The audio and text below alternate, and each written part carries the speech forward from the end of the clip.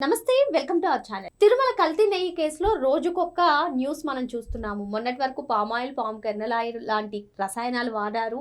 అసలు నెయ్యే కాదు, అసలు నకిలీ నెయ్యి, కల్తీ నెయ్యి అనకూడదని చెప్పి చాలా మంది చెప్తున్నారు. మళ్ళీ తర్వాత లప్సా వంటి ప్రమాదకరమైనటువంటి కెమికల్స్ కలిపారు అని చెప్పి చెప్తున్నారు. అసలు సిట్టే ఏం చెప్పింది, కూటమి నేతలు ఏం మాట్లాడుతున్నారు, వైసీపీ నేతలు ఏం ఆరోపిస్తున్నారు, ఇవన్నీ కాకుండా 2019 నుంచి 2024 వరకు జగన్మోహన్ రెడ్డి గారు సీఎంగా ఉన్నప్పుడు వైసీపీ హయాంలో రాష్ట్ర ప్రజలు శ్రీవారిని దర్శించుకున్న తర్వాత, లడ్డూ ప్రసాదాన్ని తిన్న తర్వాత ఎవరైనా కంప్లైంట్స్ రేస్ చేశారా?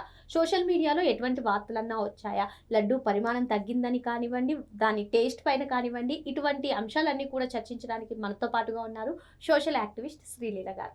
మేడం నమస్తే. మేడం నమస్తే. మనం ఇప్పుడు చూస్తున్నాము, రోజుకు ఒక న్యూస్ వస్తుంది తిరుమల కల్తీ నెయ్యి విషయంలో. అసలు కల్తీ నెయ్యి అని ప్రస్తావించొద్దు, నకిలీ నెయ్యి అనండి అని చాలా మంది చెప్తూ ఉన్నారు. సో మీరు అంటే 2019 నుంచి 2024 వరకు కూడా జగన్మోహన్ రెడ్డి గారు ముఖ్యమంత్రిగా ఉన్నటువంటి సమయంలో వైసీపీ హయాంలో శ్రీవారి లడ్డూ గురించి ఏమైనా కంప్లైంట్స్ రావడం కానివ్వండి, సోషల్ మీడియాలో పోస్టులు కానివ్వండి, లేదంటే ప్రజలు మీతో స్వయంగా ఏమన్నా పంచుకున్న ఆ జ్ఞాపకాలు కానివ్వండి, వాటిపైన మీరు ఏమన్నా చూసారా? ఏం చెప్తారు ఈ అంశం పైన?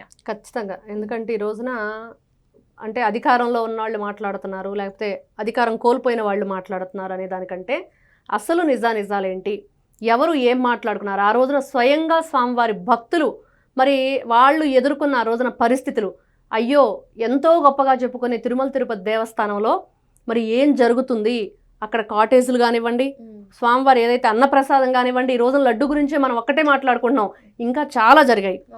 మరి పూర్తిగా విషయాలు తెలుసుకోవాలంటే ఒక్కసారి మనం స్క్రీన్ మీద గతంలో మరి స్వామివారి భక్తులు ఏ విధంగా వాళ్ళ సోషల్ మీడియాలో లడ్డు గురించి పోస్టులు చేశారో కూడా చూడొచ్చు. ఒక్కసారి అది ఇక్కడ చూస్తే మనం స్క్రీన్ మీద ఎన్నోసార్లు, అంటే వాళ్ళు ప్రతి నెల తిరుపతి వెళ్ళే వాళ్ళు ఉంటారు, నెలకి 2 సార్లు వెళ్ళే వాళ్ళు ఉంటారు. చాలా ఇష్టంగా స్వామివారి భక్తితో ప్రతి నెల వెళ్ళే వాళ్ళు చాలా ఎక్కువ శాతం, నాకు తెలిసిన వాళ్ళు కూడా ఖచ్చితంగా స్వామివారిని దర్శనం చేసుకోవటం, ప్రతి నెల తలనీలాలు ఇవ్వటం. మరి ఆ రోజున వాళ్ళు గతంలో ప్రతి నెల వెళ్ళే వాళ్ళకి క్లియర్గా అర్థమైపోయింది. ఎప్పుడో సంవత్సరానికి ఒకసారో 2 సంవత్సరాలకు ఒకసారో వెళ్ళే వాళ్ళకంటే ప్రతి నెల వెళ్ళే భక్తులకి అక్కడ ప్రతి ఒక్క దాని విషయం ఏంటంటే, మనం ఈరోజు లడ్డు అనుకుంటున్నామో, భోజనాలు అనుకుంటున్నామో, ప్రతి ఒక్క దాని మీద కూడా వాళ్ళకి గ్రిప్ ఉంటుంది. ఖచ్చితంగా దాంట్లో వచ్చిన మార్పులు కూడా తెలుస్తాయి. కాబట్టి వాళ్ళందరూ కూడా ఇదిగో ఇక్కడ ఒక పోస్ట్ చూస్తే నెలలో 2 సార్లు తిరుపతికి వెళ్ళారు. మరి వాళ్ళు ఏం చెప్తున్నారంటే లడ్డు క్వాలిటీ లేదు. ఏదైతే లడ్డు తయారు చేసేటప్పుడు మనం ఉపయోగించే ఆ స్వామివారి దగ్గర ఉపయోగించే ఏదైతే దాంట్లో ఇంగ్రీడియంట్స్, పచ్చకర్పూరం కానివ్వండి, యాలకులు కానివ్వండి, కిస్మిస్ కానివ్వండి, జీడిపప్పు కానివ్వండి, ఎంతో పవిత్రమైన గోమాత ఆవు నెయ్యి కానివ్వండి, అవేవి స్వచ్ఛమైన శనగపిండి, మరి ఇవన్నీ కూడా ఎక్కడ ఏ కోసైనా కూడా అసలు పాలు ఉత్పత్తికి సంబంధించిన దాఖలాలు దానిలో లేవు అనేది వాస్తవం. ఈ రోజున ఇంతమంది ఇన్ని విధాలుగా చెప్తున్నా కూడా మనం నిన్న చూస్తే రోజా వీడియో, మరి వాళ్ళు ఏం మాట్లాడుకుంటున్నారంటే క్లియర్గా మనం విన్నాము. ఆవిడే స్వయంగా ఏ వైపు నుంచి స్వామివారి వల్ల ఎటువంటి ఇబ్బంది మనకి ఫేస్ చేయాల్సి వస్తుందా అంటే స్వామివారు ఖచ్చితంగా పనిష్మెంట్ ఇస్తారు అనే భయం వాళ్ళల్లో ఉంది. మరి అదేవిధంగా గత కొద్ది నెలల క్రితం అంబటి రాంబాబు గారు మరి స్వామివారిని దర్శనం చేసుకుని స్వయంగా ఆయన స్వామివారి దగ్గరకు వెళ్ళి ఏం చెప్పారు, అన్న ప్రసాదం చాలా బాగుంది అని, అదేవిధంగా ఇక్కడ అన్ని సౌకర్యాలు సదుపాయాలు బాగున్నాయని, స్వామివారి దగ్గర ప్రశాంతమైన వాతావరణం ఉందని. రోజా గారు కూడా వైకుంఠ ఏకాదశి రోజున స్పందించారు, టీటీడీ పైన తిరుపతిలో చాలా బాగా డెకరేషన్ చేశారని కూడా. మరి ఇవన్నీ కూడా మీ నోటితో మీరే మాట్లాడినప్పుడు ఈ రోజున వైఎస్ జగన్మోహన్ రెడ్డి గారు చేసిన ఏదైతే పనులు ఉన్నాయో, వాళ్ళ బాబాయిని కాపాడుకోవటానికి ఆయన మిమ్మల్ని అందరినీ కూడా అణువసరాల్లాగా ఏ విధంగా మీ గురించి ఈ రోజున ప్రయోగిస్తున్నారో చూస్తే ఖచ్చితంగా వైఎస్ఆర్సీపీ పార్టీ వాళ్ళు కానివ్వండి, ఎవరైతే ఈ రోజున మాట్లాడుతున్నారో సోషల్ మీడియా వేదిక, వాళ్ళందరూ కూడా తెలుసుకోవాలి. ఎన్డీడీబీ ఏదైతే నివేదిక ఇచ్చింది, దాని తర్వాత ఎన్డీబీఆర్ఐ దాంట్లో ఏం చెప్పారు, మరి ఇవన్నీ కూడా చూసిన తర్వాత మరి ఖచ్చితంగా దీంట్లో జంతు కొవ్వుకు సంబంధించినవి కలిసినాయి. ఏదైతే లప్సా అని మనం చెప్పుకుంటున్నామో, మరి అది టాయిలెట్ క్లీనర్స్లో యూస్ చేసే కెమికల్, మరి అది కూడా దీంట్లో ఉపయోగించారు. ఇంతకంటే ఘోరాపచారం ఇంకేముంటుంది, ఇంతకంటే మహాపాపం. 2019 నుంచి 2024 వరకు కూడా వైసీపీ హయాంలో ప్రజలు ఏమన్నారో ఒకసారి చూద్దామండి. ఖచ్చితంగా. ఈ నెలలో 2 సార్లు తిరుపతి వెళ్ళాను, అక్కడ ఏ మార్పు లేదు, ఇంకా ఫ్లైఓవర్ పనులు అలాగే ఉన్నాయి. తిరుపతి వెంకన్న లడ్డూలో నెయ్యి వాసన లేదు, క్వాలిటీ అస్సలు లేదు, అన్నప్రసాదం బాగాలేదు, ఇంకా చెప్పాలి అంటే చాలా ఉన్నాయి. అవును, మరి అవును, అన్నప్రసాదం అంటే మనం ఆ రోజున చూసాం, ఎంతోమంది భక్తులు స్వయంగా అన్నప్రసాద క్యాంటీన్లో ఏదైతే మనకి ఆ భోజనశాల ఉంటుందో అక్కడ వరుసగా మనం కూర్చున్నప్పుడు అందరూ కూడా అన్ని పదార్థాలు వడ్డించుకుంటూ వెళ్తారు. మరి ఆ రోజున వాళ్ళు స్వయంగా చేతిలో ఉన్న ఫోన్లతో వీడియోలు తీసి మనకు చూపించింది ఏంటి, ముద్దలుగా ఉన్న వైట్ రైస్. మరి అది ఏ బియ్యంతో, ఏ సన్న బియ్యం సన్నాసి అని చెప్పుకుంటున్నాం ఈ రోజున. మరి వాళ్ళు చెప్పాలి దీనికి సమాధానం. ఎలాంటి బియ్యం ఉపయోగించి స్వామివారి భక్తులు ఎంతో నమ్మకంతో, గౌరవంతో, భక్తిభావంతో, స్వామి మీద ప్రేమతో అక్కడికి వచ్చి స్వామివారికి మొక్కులు చెల్లించుకొని స్వామివారి దేవదేవుని దర్శనం చేసుకొని స్వామివారి ప్రసాదాన్ని, అంటే బయట తినొచ్చు, ఎక్కడైనా తినొచ్చు, ఎవరి సౌకర్యాలు సదుపాయాలు ఇప్పుడు అన్నీ కూడా మనకి అందుబాటులో ఉన్నాయి. కానీ అన్నప్రసాద క్యాంటీన్లోనే ఎందుకు తినడానికి మనం ఇష్టపడతామంటే అది స్వామివారి పవిత్రమైన ప్రసాదం కాబట్టి. మరి అలాంటి ప్రసాదాన్ని, అన్నప్రసాదాన్ని ఏ విధంగా వీళ్ళు కలుషితం చేశారో కూడా ఆయన వివరించారు ఇక్కడ. అక్షర సత్యం సార్. ఎందుకంటే 2 రోజుల క్రితం మా అన్నయ్య వాళ్ళు తిరుమల వెళ్ళి వచ్చారు, లడ్డూలు తెచ్చారు. ఎందుకనో ఆ లడ్డు మునుపటిలా అనిపించలేదు. నాకు తిరుమల లడ్డు చేతికి తీసుకోగానే ఎంతటి కమ్మటి వాసన, అద్భుతమైన టేస్ట్. అలాంటిది నిన్న మా అన్నయ్య వాళ్ళు తెచ్చిన లడ్డు అంత టేస్ట్ అనిపించలేదు. అది టేస్ట్ లేదు, అందరికీ తెలిసిన విషయం. క్వాంటిటీ ఏంటి, క్వాలిటీ ఏంటి, మీరు ఎన్ని రకాల మార్పులు చేర్పులు చేశారు 2019-24 మధ్య. మరి ఎలక్షన్ ఇంకా 4-5 నెలలు ఉంటుంది అనగా మీరు ఆ సవరించిన మార్పులు చేర్పుల్లోనే మళ్ళీ ఆ పాల కొనుగోలు ఉత్పత్తి ఉన్న వాళ్ళ దగ్గరే మళ్ళీ నెయ్యి కొనుగోలు చేయాలనే ఏదైతే ఆ రూల్స్ను కూడా మళ్ళీ తీసుకొచ్చారనేది. అంటే మీ ఇష్టం వచ్చినప్పుడు ఇష్టం వచ్చిన రీతిలో ఆ దేవదేవుణ్ణి దోచుకున్నారు అనేది మాత్రం వాస్తవం. నిజమే సార్. ఇది వరకులా తిరుమల లడ్డు నాణ్యత లేనే లేదు. 15 రోజుల క్రితం మా బ్రదర్ తిరుమల వెళ్ళి వచ్చి లడ్డు ఇచ్చాడు. లడ్డు నాణ్యత లేదు, రుచి లేదు. అది అంటే ఎంతమంది ఆవేదన ఎన్ని విధాలుగా వాళ్ళ సోషల్ మీడియాలో షేర్ చేసుకున్నారు, ఎంతమందితో. గవర్నమెంట్ చేతిలోకి వెళ్ళిపోయిన తర్వాత ప్రసాదం కూడా నెయ్యి లేకుండా ఇస్తున్నారు. డబ్బులు కోట్లు తినేస్తున్నారు. స్వామిని చూసుకోవడానికి మాత్రం టైమింగ్స్ ఉంటాయి. అది కోట్ల రూపాయలు ఇప్పుడు మనం చెప్పుకుంటున్నాం కదా, 250 కోట్ల రూపాయలని దోచుకుంది ఆ రోజున వైఎస్ఆర్సీపీ ప్రభుత్వంలో. ఎవరైతే మరి ఒక ఐపీఎస్లు, ఐఏఎస్లు ఆ ఉద్యోగ నియామకాల్లో చూస్తే మనం జూన్ 24, 2023 అంటే వైసీపీ ప్రభుత్వంలో ఉండగానే, అంటే సిట్ అది ఏం నియమించకుండా, ఇప్పుడు కూటమి ప్రభుత్వం అధికారంలోకి వచ్చిన తర్వాత ఈ కేసు మనం ప్రభుత్వం సిట్ అది ఏర్పరిచింది. కానీ ఇది అప్పుడే కోట్లు తినేస్తున్నారు, డబ్బులు తినేస్తున్నారు. ఈ ఉదాంతాన్ని మొత్తం ఎలా చూడాలి? ఖచ్చితంగా ఎందుకు ఇలా జరుగుతుందంటే మనం రాష్ట్ర వ్యాప్తంగా కూడా మరి వైఎస్ఆర్సీపీ పార్టీ అధికారంలో ఉన్నప్పుడు ఎన్ని దేవాలయాల మీద ఎంత దాష్టికం జరిగింది. స్వామివారి ఏదైతే రాముల వారి తల నరికేయనివ్వండి, ఆంజనేయ స్వామి విగ్రహం ధ్వంసం చేయనివ్వండి, అదేవిధంగా లక్ష్మీ నరసింహస్వామి మన రథం అది తగలబెట్టనివ్వండి, విజయవాడ కనకదుర్గమ్మ అమ్మవారి వెండి సింహాసనం యొక్క సింహాలు కనపడకుండా పోవటం, ఇలా చెప్పుకుంటూ వెళితే ఎన్నో ఉదంతాలు ఉన్నాయి.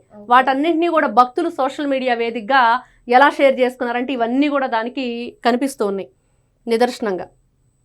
వైవి సుబ్బారెడ్డిని ట్యాగ్ చేశారు, టీటీడీ దేవస్థానాన్ని ట్యాగ్ చేశారు. అసలు తిరుమలలో ఏమి జరుగుతుంది? దర్శనం కోసం వెళ్ళేప్పుడు విదేశీ దుస్తులు అనుమతిస్తున్నారు, పురుషులను స్త్రీలను చరవాణిని అనుమతిస్తున్నారు, భక్తులను శోధించడం లేదు, లడ్డూ ప్రసాదంలో నెయ్యి మాయం, 7 కొండల పైన వెంకటేశ్వర నామం మారుమోగడమే లేదు.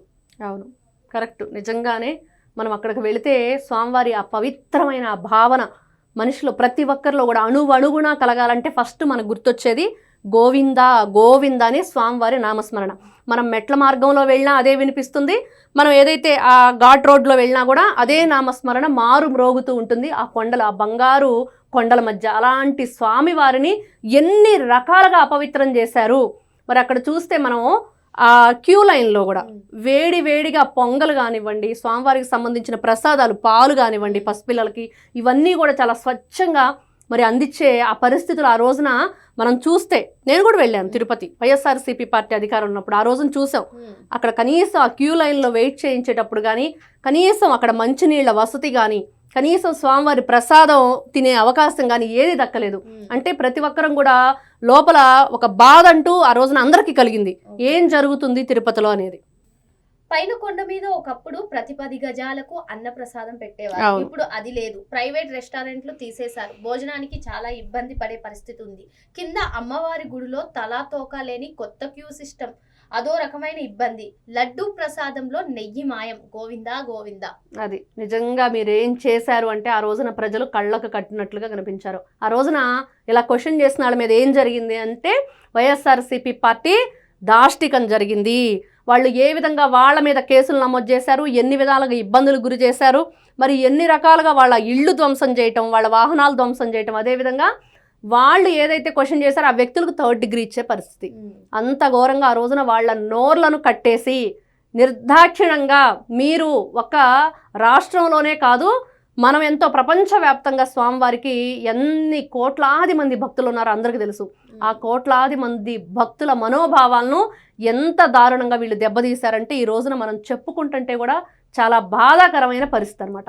గడిచిన 3 ఏళ్ల నుండి లడ్డు క్వాలిటీ బాగోవడం లేదు, కౌంటర్లో ఇచ్చినప్పుడే పొడి అయిపోయింది. అవును, ఏదైనా సరే ఆ స్వచ్ఛత అనేది లేదు. ఖచ్చితంగా వండే విధానం కానివ్వండి, దాంట్లో యూస్ చేసే ఇంగ్రీడియంట్స్ కానీ అన్నీ కూడా మనం స్వామివారి లడ్డు గట్టిగా నొక్కితే కానీ విడిపోదు. అలాంటిది వాళ్ళు జర్నీలోనే అది విడిపోయింది. ఆ కవర్లో పెట్టగానే కౌంటర్లో ఇచ్చినప్పుడే విడిపోయిందంట. మరి చూడండి ఆ రోజున ఏంటి పరిస్థితి అంటే భక్తులు ఎన్ని విధాలుగా వాళ్ళ మనోభావాలను ఏ విధంగా ఆ రోజున బాధ పెట్టారు, వాళ్ళని ఇబ్బంది గురి చేస్తారనేది మనకు క్లియర్గా అర్థమవుతుంది.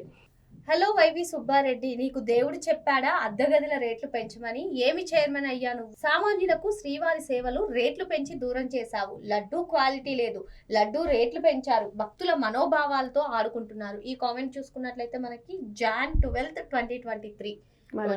మరి వాళ్ళు స్వామివారి ఏదైతే ఆర్జిత సేవలు ఉంటాయో, మనం ఎంతో పవిత్రంగా ఊంజల సేవ కానివ్వండి, ఎర్లీ మార్నింగ్ శుభ్రపాత సేవ కానివ్వండి, తోమాల సేవ కానివ్వండి, ఇవన్నీ కూడా గురువారం ఇంకా ఎస్పెషల్గా స్వామివారికి చేసుకుంటాం. ఇవన్నీ కూడా ఏ విధంగా పబ్లిక్గా ఒక ప్రెస్ మీట్ పెట్టి వాళ్ళు ఎలా బేరసారాలు ఆడాడంటే ఆ రోజు మనం చూస్తూ ఉంటే ఆ మీటింగు ఈ వైవి సుబ్బారెడ్డి, భూమన కరుణాకర్ రెడ్డి వీళ్ళందరూ కూర్చొని 2000 ఉందా చేసే 5000 అని వాళ్ళు ఏదో ఆ వేలం పాటేసినట్లుగా చేశారనమాట. చాలా దారుణమైన పరిస్థితి.